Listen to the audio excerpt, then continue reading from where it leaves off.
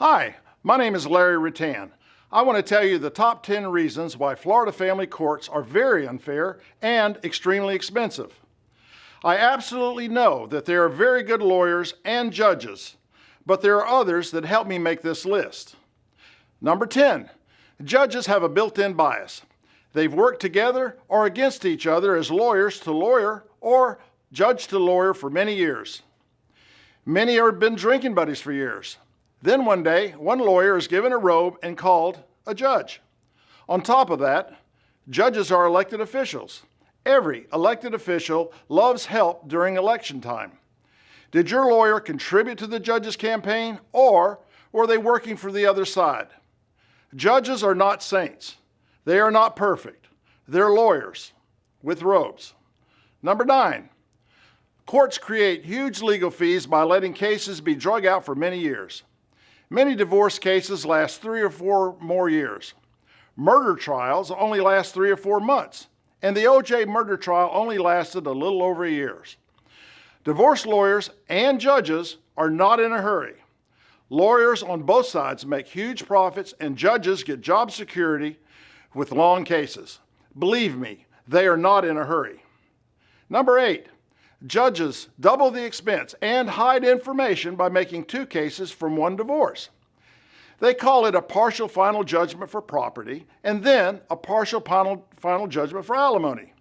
If the property settlement is grossly lopsided, you must file an appeal or suffer a gross violation. The appeals court was given absolutely undisputable facts showing a grossly lopsided decision. After 1 year, the appeals court decided to overlook my case. The only rationale I can think of is that the appeals court only had half of the information and couldn't make a decision. Number 7, unfair, lopsided judgments are easy to hide and hard to correct on appeals. For the most part, appeals courts goes under the impression that the lower court was correct. They mostly look for technical errors rather than the facts of the case. It's a different set of rules that sometimes overlook the intent of the law. When this happens, one person loses years of progress that's replaced with years of debt and alimony slavery. The other person tells everybody how great divorce is. Number 6, huge lopsided court settlements encourage more divorces. The person with the big settlement will tell all their friends, neighbors, and possibly your spouse how great divorce is. This plants the seeds of divorce thoughts into the otherwise happy marriage. New divorces pop up, and guess who's there to save them? Lawyers, who need to be paid, and judges who like job security. Number 5, there is no retirement in Florida for people paying alimony. They pay until they die. A lower retirement income does not matter. The court demands that your ex needs the same alimony at the time of the divorce. If you get a second job or you get married, you will owe more alimony.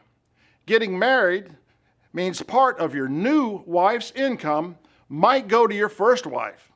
Fairness, retirement, or the 13th Amendment does not matter in Florida. You pay alimony or you go to jail without a hearing. Number 4, the needs for the alimony recipient are often inflated, ambiguous, and for the most part accepted.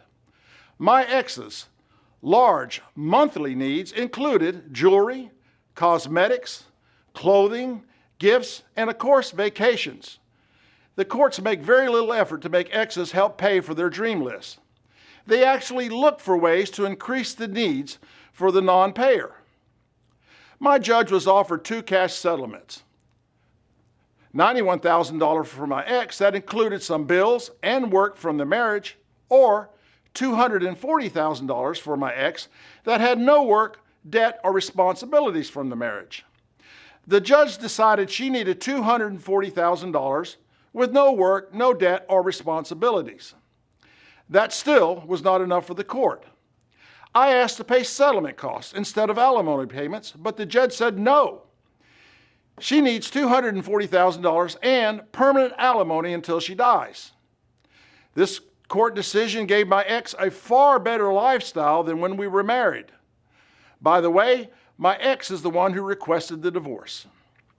Number 3, The provider's ability to pay is often pushed to the very extreme. Running out of money does not matter to the judge. He was told repeatedly that I had to sell my IRAs, sell property, run up credit cards, and postpone business bills in order to make bills. He was told I did not have money for a lawyer and saw me representing myself. Months and years of treatment like this have forced many people to sign marital settlement agreements.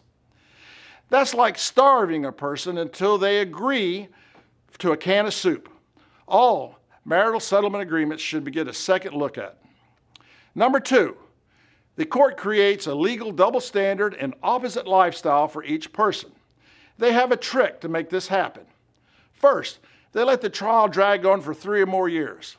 Next, they allow one person to live a very comfortable life while the other person is overloaded with bills. Then, after 3 years, each person is asked for an updated financial affidavit. That's the same thing as saying, "What's your lifestyle now?" At that point, the temporary lifestyle set up by the court will now be your new standard of living for the rest of your life. Here's another double standard. I asked for a hearing for expedited emergency relief of alimony. The other attorney asked for a hearing for the release of $81,000 to my ex. The court made me wait 5 months for an answer, while the $81,000 hearing request was granted the same day and time the request was made. A few weeks later, the judge decided that my ex needed $81,000 and my relief only needed $5,000. By the way, part of that $81,000 was supposed to be for me. Again, it seems the judge looked the other way. Maybe decisions like this have something to do with the list above. Maybe number 10 has something to do with it. And the number one reason why Florida family courts are very unfair and extremely expensive is the Florida legislators have been thoroughly duped by the Florida bar to enacting vague laws. Vague laws give lawyers big paychecks. That's exactly why the Florida bar worked extreme overtime to defeat the clean, clear-cut 2013 alimony reform bill. Concise language kills their paychecks. Their extreme past success has driven Florida to the dismal 43rd most litigated state.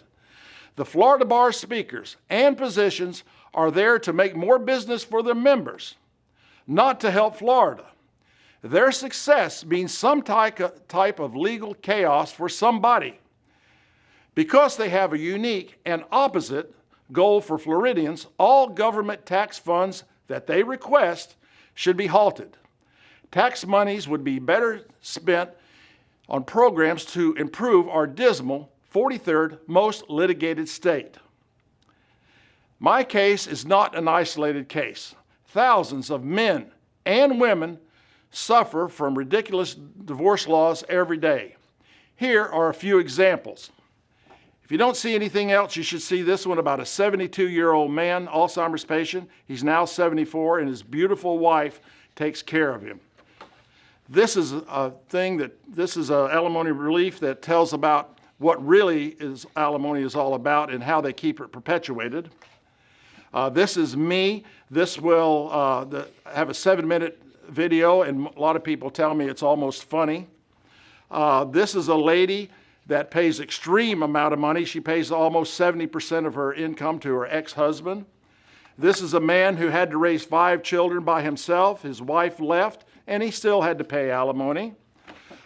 This is a woman with Florida Women for Alimony Reform. She's very knowledgeable. She gives you a lot of information. This is a retired lady that you should look at.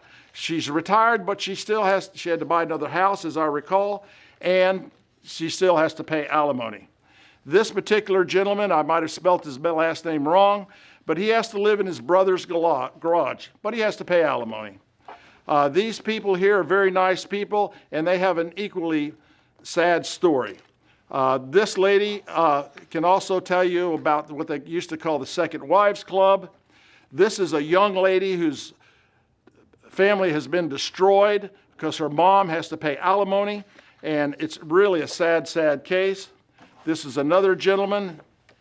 This is a young lady whose family has been destroyed because her mom has to pay alimony, and it's really a sad, sad case. This is another gentleman. This is another gentleman This is a lady who is for alimony reform, and the list goes on and on. These are only a few examples. This lady is with the Second Wives Club, also now called the Women for Alimony Reform. Please, help me bring much needed equal justice to all of our citizens. Thank you very much.